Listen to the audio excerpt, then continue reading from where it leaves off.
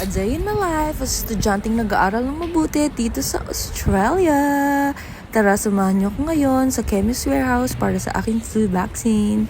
Di nga lang pala yun malapit sa amin. Ano nga bang una mong gagawin para makapagpa-flu vaccine ka? Siyempre, dapat magpabuka muna online. Dahil karaniwan sa mga Chemist Warehouse dito or mga drugstores, you have to book an appointment bago ka makapagpa-flu vaccine. Just visit their website, makikita nyo na kaagad doon kung paano mag-book ng appointment. After 5 minutes nga na paglalakad, ay nakarating na rin ako sa wakas sa aking pupuntahan. Pagpasok ko nga ay nagningning na naman ang aking mga mata dahil nakakakita na naman ako ng mga sale.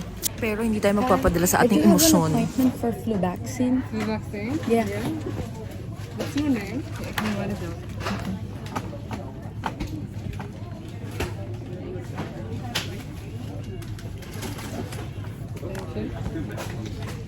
At pagkatapos nga niyang kunin yung pangalan ko, ay pinapunta niya ako sa kabilang side para doon na lang ako maghintay.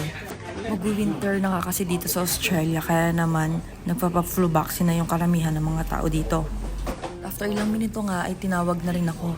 At ito pa nga, bukas pa pala ako nakabook pero ngayon ako pumunta. Pero hindi niya na ako pinauwi dahil nakita naman niya yung pangalan ko dun sa list, ay binaksina na rin niya ako ngayon. O siya, hanggang dito na lang. Salamat sa panonood!